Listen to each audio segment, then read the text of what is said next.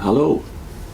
Wanted to do some excerpts from C.S. Lewis's book, not published during his lifetime.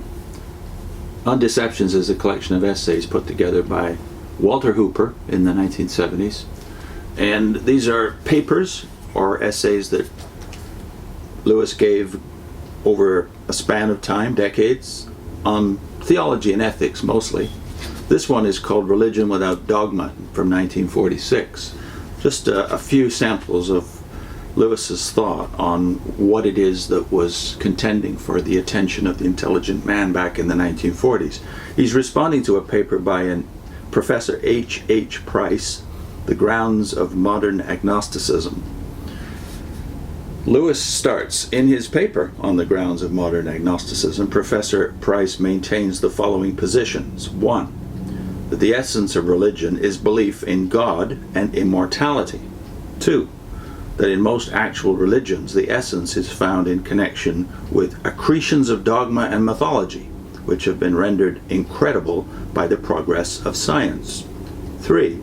That it would be very desirable, if it were possible, to retain the essence purged of the accretions. But 4. That science has rendered the essence almost as hard to believe as the accretions.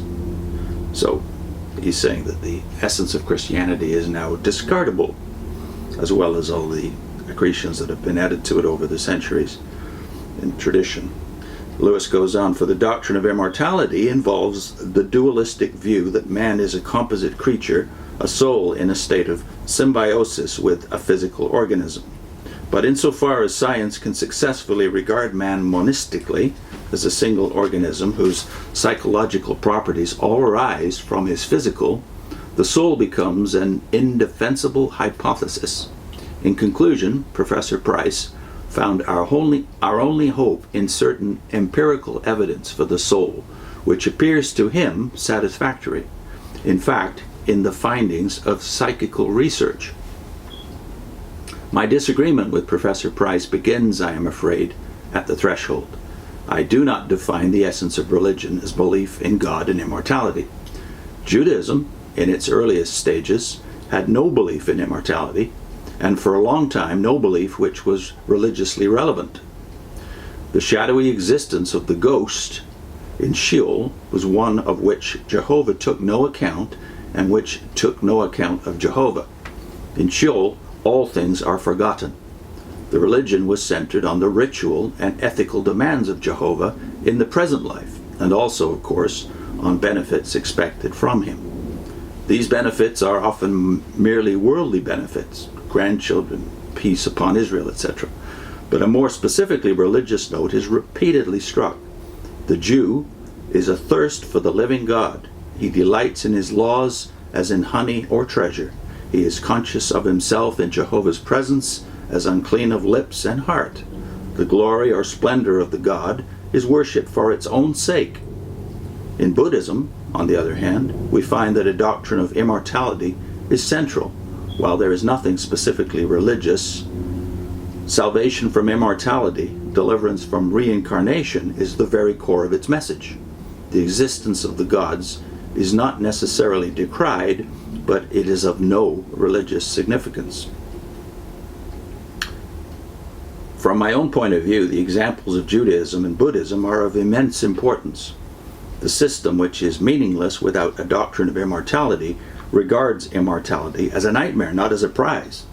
The religion which, of all ancient religions, is most specifically religious, that is, at once most ethical and most numinous, otherworldly, is hardly interested in the question. Believing as I do that Jehovah is a real being, I cannot sufficiently admire the divine tact of thus training the chosen race for centuries in religion before even hinting the shining secret of eternal life. He behaves like the rich lover in a romance, who woos the maiden on his own merits, disguised as a poor man, and only when he has won her reveals that he has a throne and palace to offer. For I cannot help thinking that any religion which begins with a thirst for immortality is damned as a religion from the outset. Until a certain spiritual level has been reached, the promise of immortality will always operate as a bribe, which vitiates the whole religion and infinitely inflames those very self-regards which religion must cut down and uproot. For the essence of religion, in my view, is the thirst for an end higher than natural ends, the finite self's desire for and acquiescence in, and self-rejection in favor of, an object wholly good and wholly good for it. That the self-rejection will turn out to be also a self-finding, that bread cast upon the waters will be found after many days, that to die rather, is to live. These are sacred paradoxes of which the human race must not be told too soon. I love his line, believing as I do that Jehovah is a real being, I cannot sufficiently admire the divine tact of thus training the chosen race for centuries in religion before even hinting the shining secret of eternal life. C.S. Lewis, Undeceptions, Essays on Theology and Ethics.